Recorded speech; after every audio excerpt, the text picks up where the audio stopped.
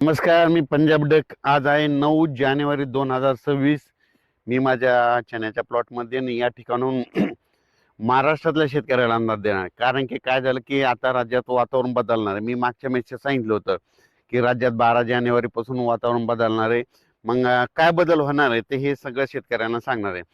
तर आज आहे 9 जानेवारी 2026. तर राज्यातल्या सर्व शेतकऱ्याला सांगू इच्छितो की राज्यामध्ये 11 तारखेपासून 11 जानेवारीपासून राज्यात ढगाळ वातावरण सुरू होणार आहे. पण 12 जानेवारीला मात्र मराठवाड्यामध्ये काही जिल्ह्यामध्ये तुरळक ठिकाणी पावसाची शक्यता आहे. मराठवाडा, विदर्भ आणि पश्चिम महाराष्ट्राकडे तुरळक ठिकाणी काही ठिकाणी थेंब पडतील, कुठं पेंडवालतासारखा पाऊस पडेल. म्हणून हा अंदाज सर्व शेतकऱ्यांनी लक्षात द्यायचा.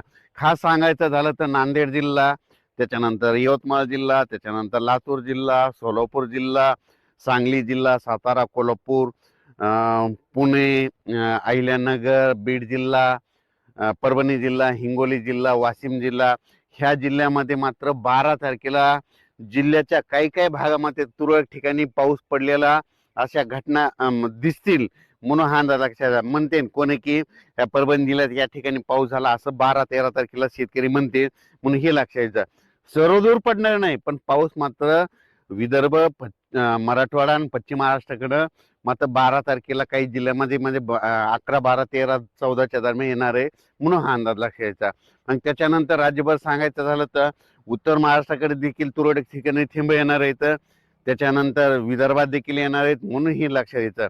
पण राज्यात मात्र 11 तारखेलाच म्हणजे 11 तारखेला म्हणजे नांदेड जिल्हा, त्याच्यानंतर लातूर जिल्हा, सोलापूर जिल्हा, सांगली जिल्हा ह्या पट्ट्यामध्ये काय होईल, आभाळ यायला सुरुवात होईल.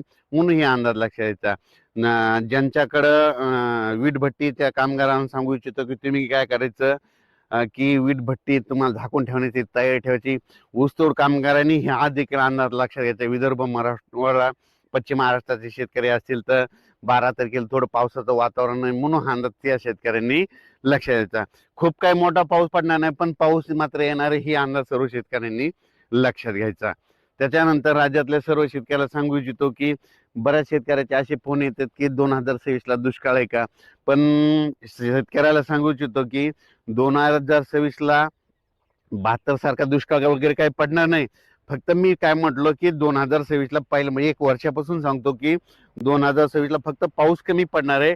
सरासरी इतका पाऊस पडणार, मात्र पिकाला लागेल तसा पाऊस पडणार आहे आणि परतीचा पाऊस मात्र जास्त पडेल. म्हणून हा अंदाज सर्व शेतकऱ्यांनी 2026चा शेतकऱ्यांनी लक्षात घ्यायचा.